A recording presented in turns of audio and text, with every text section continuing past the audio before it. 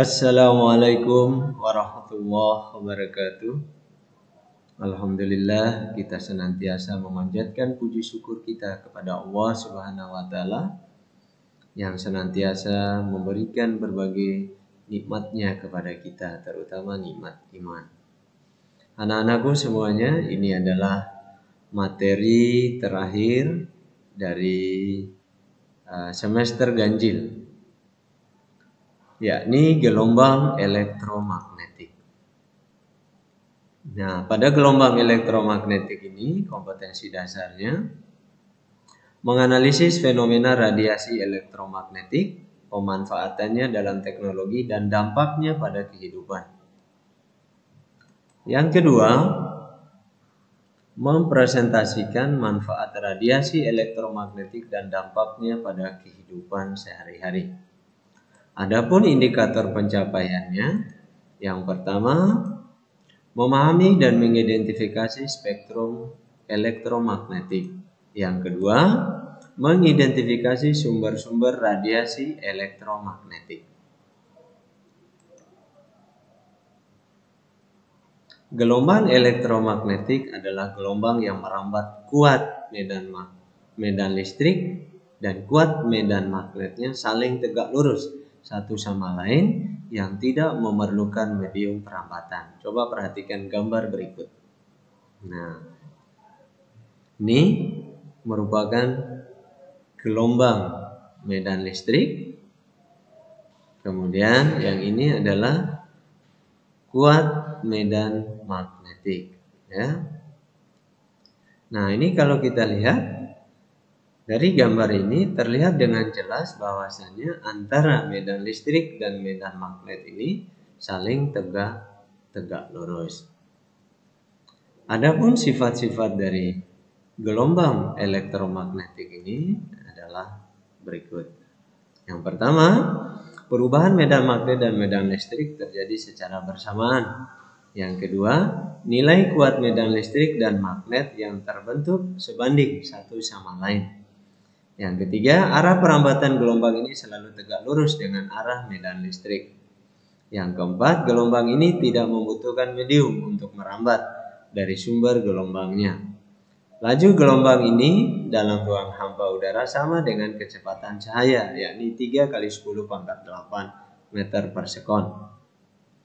Selanjutnya, gelombang ini termasuk kategori gelombang transversal. Gelombang ini dapat dipantulkan, dibiaskan, dipolarisasi, difraksi, dan interferensi. Selanjutnya, spektrum gelombang elektromagnetik. Spektrum gelombang elektromagnetik adalah jangkauan atau rentang dari semua radiasi gelombang elektromagnetik, atau bahasa sederhananya urutan gelombang elektromagnetik berdasarkan panjang gelombang ataukah berdasarkan pada frekuensi gelombang atau berdasarkan energi gelombang. Pada kesempatan ini, Bapak memberikan sebuah pendekatan mengurutkan spektrum gelombang elektromagnetik ini berdasarkan panjang gelombangnya, yakni Gruthi-Rada-Teller. Gruthi-Rada-Teller ini cukup kita ingat Gruthi-Rada-Teller. Apa itu Gruthi-Rada-Teller? Yakni gamma, ronsen, ultraviolet, cahaya tampak yang meliputi Unibihikujime, merah, jingga, kuning, hijau, biru, nila, ungu. Tapi ini adalah urutannya, jangan dibolak-balik.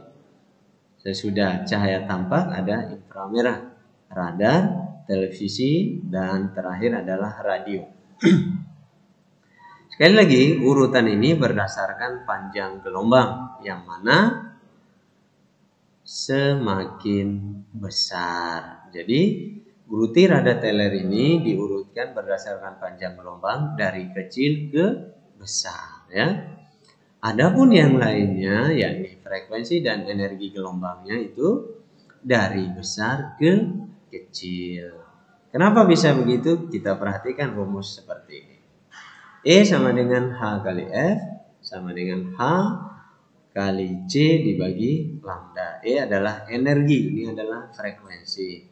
Nah, kalau kita lihat posisinya, Nah, ini kan berbanding terbalik antara panjang gelombang dengan energi, panjang gelombang dengan frekuensi, sehingga ketika panjang gelombangnya diurutkan dari kecil ke besar, maka energi dan frekuensinya itu diurutkan dari besar ke kecil, ya.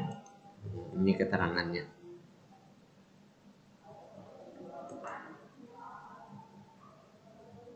Nah, selanjutnya untuk manfaat dan dampaknya, antum bisa membaca dari file yang akan Ana kirimkan nanti di grup.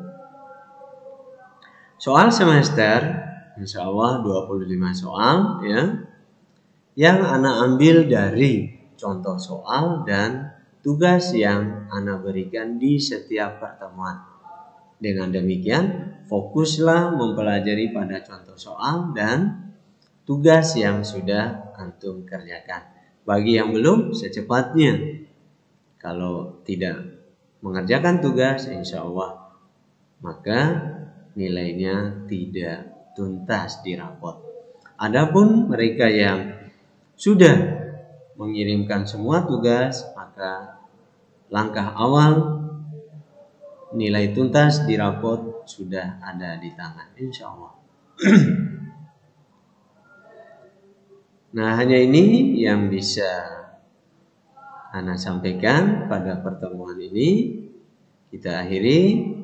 Subhanakallahumma wa bihamdika asyhadu an la ilaha illa anta astaghfiruka wa atubu ilaik.